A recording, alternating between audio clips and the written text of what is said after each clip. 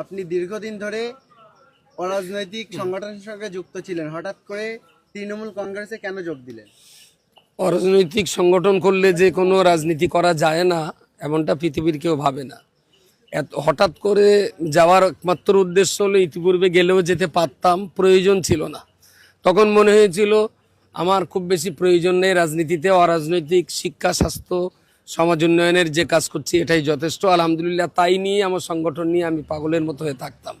কিন্তু ঠিক যে সিচুয়েশন আমরা এসে দাঁড়িয়েছি 2026-এর এই নির্বাচন, এটা অত্যন্ত গুরুত্বপূর্ণ নির্বাচন। এটা কোনো ভোটে জিতে লড়াই করে রাইট হাউস বিল্ডিং দখলের লড়াই নয়, বরং আমি মনে করি এটা বাঙালি জাতির কৃষ্টি, কালচার, ঐতিহ্য টিকিয়ে থাকার লড়াই। এই নির্বাচনে যদি আমরা আগ্রাসন শক্তিকে হারাতে না পারি তাহলে বাঙালি জাতির ঐতিহ্য হ্রাস পাবে। বাঙালি জাতি আর কোনোদিন মাথা তুলে বাঁচতে পারবি কিনা সন্দেহ আছে। দেখতে তো পাচ্ছেন গোটা দেশ জুড়ে বাংলা ভাষায় কথা বলার জন্য মহারাষ্ট্রে আমাদের প্রবাসী বাঙালিদের মার খেতে হচ্ছে, বাংলায় কথা বলার জন্য গুজরাটে, বিভিন্ন রাজ্যে আমাদের ছেলেদেরকে মার খেতে হচ্ছে। তো আমরা বাঙালি, সারা ভারতবর্ষ আমাদের দেশ, কিন্তু অন্য দেশে বাঙালি থাকতে পারবে না। অথচ কলকাতাতে আমরা দেখছি সারা আমাদের দেশের সমস্ত স্টেটের ছেলেরা সপরিবারে, কেউ বা শুধু ছেলে মেয়ে এসে কাজকাম করছে, তাদের কোনো ভাষার জন্য মার খেতে হয় না। আমরা তাদের কারো উপরে জুলুম অত্যাচার করি না। অথচ আমাদের ঘরের বাঙালি ঘরের সন্তান তারা যখন বাইরে কাজ করতে যাচ্ছে ভারতের অন্যান্য স্টেটে, সেখানে মার খেতে হচ্ছে। সুতরাং 2026-এর এই ইলেকশন, এটা শুধুমাত্র একটা সরকার গঠনের ইলেকশন নয়। এই ইলেকশন হলো বাঙালি জাতির অস্তিত্ব টিকে থাকার লড়াই। তারা ষড়যন্ত্র করছে ভোটার লিস্ট থেকে বাঙালিদেরকে বাদ দিয়ে বাঙালি কৃষ্টি কালচারকে সর্বনাশ করে দেওয়ার। তার ভিতরে উল্লেখযোগ্য মুসলিম সম্প্রদায়ের বিরাট একটা অংশকে তারা বাদ দিচ্ছে, অন্য কোনো লক্ষ্য নয়। ওরা মুসলিমদেরকে ভোটের তালিকা থেকে বাদ দেওয়ার সবচেয়ে বড় ষড়যন্ত্র হলো মমতাজি অভিষেককে হারিয়ে দেওয়া। তাই আমার মনে হচ্ছে এই চরম মুহূর্তে আমার মতো একজন যদি তৃণমূলে যোগ দিতে পারি, হয়তো আরো অবুঝ কিছু মুসলমান, তাদেরকে আমরা এই জিনিসটা বুঝি। আপনারা প্রত্যেকে ভিডিওটা দেখলেন, আমি বলবো দ্রুত বেশি বেশি শেয়ার, লাইক এবং সাবস্ক্রাইব অবশ্যই করবেন। যারা আইএসএফ দল করেন, যারা পিজ্জা নওশাদ সিদ্দিকী ভাইজানের দল করেন, তাদের জন্য প্রত্যেককে বলো ভিডিওটা বেশি বেশি শেয়ার, লাইক এবং সাবস্ক্রাইব অবশ্যই করবেন, কেউ বলবেন না। আজকে আমি আপনাদের কাছে একটা কথা আমি বলতে চাই, সেটা কি, আপনার ভিডিওটা প্রত্যেকে আগে দেখলেন, এই সম্পর্কে আপনাদের কার কি মন্তব্য অবশ্যই আপনারা কমেন্ট বক্সে লিখবেন। কার কি মন্তব্য আছে আপনারা প্রত্যেকে লিখবেন, আমি প্রত্যেককে বলবো। আজকে দেখুন যে একজন ব্যক্তি নাম হচ্ছে জাহাঙ্গীর খান, তিনি টিএমসির একজন টিকিট পেয়েছেন, একজন ব্যক্তি আমাদের মুসলমান। তিনি ভোট প্রচার করবেন। কি করবে? ভোট প্রচার করবে। তো ভোট প্রচার করবে, তো তিনি মসজিদে গিয়ে একটু নামাজ পড়বে, মসজিদে গিয়ে একটু নফল নামাজ পড়বে, আল্লাহর কাছে হাত তুলে বলবে যে আল্লাহ, আমি মানুষের স্বার্থে, গরিব মিসকিনদের স্বার্থের জন্য আমি একটু ধর্মীয় রাজনীতি করতে চাই, যে রাজনীতি মানুষের উপকারের জন্য আমার জীবনটা উৎসর্গ করে দেব, এবং নিজের মানুষের হয়ে কাজ করার জন্য আমি একটা রাজনীতির দল করছি, যাতে আমি প্রতি মানুষের খিদমত যেন করে এহকাল এবং পরকাল দুই কালে যেন আমি ভালো থাকতে পারি, মানুষের খিদমত করার জন্য আমি এই জন্য আমি রাজনীতি করব। আল্লাহর কাছে দোয়া করতে পারতেন, কিন্তু সেটা না করে একটা মূর্খ জাহেল, একটা পাগল ছাগল হলেও এই মারাত্মক ভুল কোনোদিন করতে পারে না। কিন্তু দেখুন, একজন সুস্থ মস্তিষ্ক থাকা সত্ত্বে মুসলমানের বাচ্চা মুসলমান ঘরে জন্ম নিয়ে কেমন করে পারে যে একটা পূজার কাছে গিয়ে সে পূজা করে, পূজার গলাতে মালা তুলে দিয়ে সে পূজা করছে, পূজা করে সে ভোট প্রচারে নামবে। চিন্তা করুন, এই যে জাহাঙ্গীর খান, তিনি যে কাজটা করেছেন, এই কাজটা আমি একজন মসজিদের ইমাম হয়ে আমি এটা তীব্র নিন্দা জানাচ্ছি, আমি ধিক্কার জানাচ্ছি এই কাজটা করার জন্য। ঈমান আছে, ওই ব্যক্তির ঈমান আছে, কোনোদিন ঈমান থাকতে পারে না।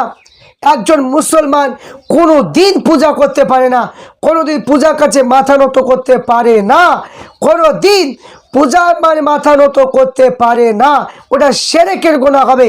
এই জন্য যে কাজ জাহাঙ্গীর খান করেছে শিরকের গুনাহ করেছে। আমি বলতে চাই এই কাজটা করা একদমই উচিত হয়নি।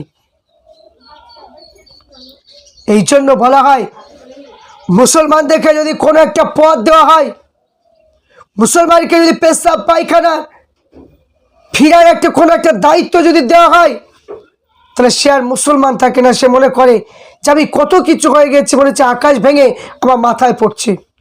দেখবেন উদাহরণস্বরূপ দিই, যদি কোনো ব্যক্তি একটা মোটরসাইকেল যদি কিনে, তো দেখবেন সে মনে করছে যে আমি কি না কি হয়ে গেলাম, একবেলা রাত দিন মানে মোটরসাইকেল চেপে বেড়াবে আর নিজেকে মনে করবে, এত অহংকার জাগে নিজেকে আর মানে কি মানুষ আর মনে করে না।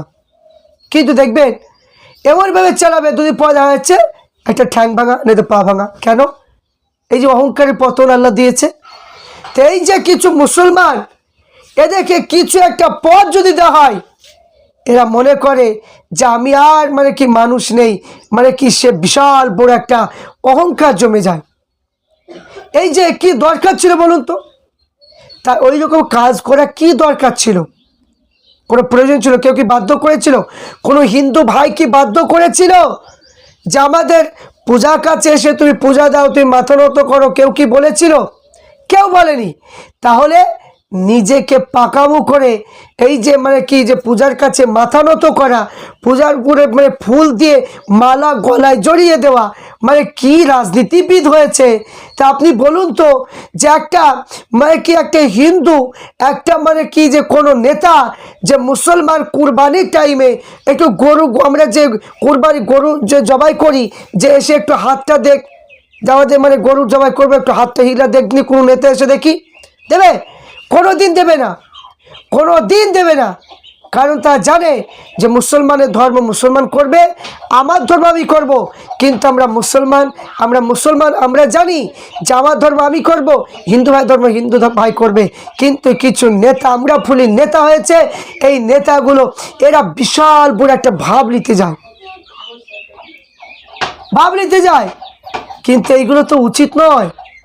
ঈমান আছে বলে কি মনে হয়? কোনো দিনই ঈমান থাকতে পারে না। এই রকম কাজ করে কোনো দিনই ঈমান থাকতে পারে না।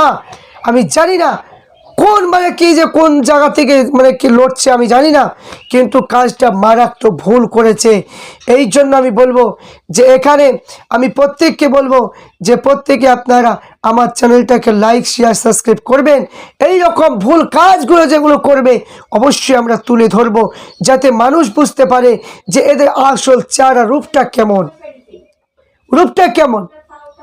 আজ আপনারা বললে বিশ্বাস করবেন না, পার্লামেন্টে গিয়ে কে হিন্দু মানে কি এমপি এমএলএ, কে মুসলমান এমপি এমএলএ আপনি বুঝতে পারবেন না। কেন? সবাই সমান, একে অপরের প্রতি ভাই বোন মানে চাচা কাকা সবাই একসঙ্গে সম্পর্ক, সেখানে কোনো হিন্দু মুসলমান চলে না। আর বাইরে যখন বেরিয়ে আসবে তখন দেখবেন কে মানে কি হিন্দুকে মুসলমান মারছে, মুসলমান হিন্দুকে মারছে, এই বলে একটা দ্বন্দ্ব বাঁধানোর চেষ্টা করে। খবরদার আপনার এরকম প্রলোভনে পা দেবেন না, কোনো দিনই পা দেবেন না। তা আমি প্রত্যেককে বলবো যে আপনার ভিডিওটা দেখলেন, আপনার যার বক্তব্য আপনার মন্তব্যটা লিখবেন, কমেন্ট বক্সে লিখবেন। প্রত্যেককে অনুরোধ করব আপনার দেখুন, আমি মানে কি আমি কোনো মানুষকে আমি ভুল মানে কথা বলতে চাই না, মানুষকে সঠিকটা বোঝাতে চাই। কারণ মানুষ সঠিকটা বুঝবে, সঠিকটা জানবে, এটাই হচ্ছে আমার উদ্দেশ্য। কিন্তু এটাই প্রত্যেক মানুষকে জানা প্রয়োজন, জানা দরকার।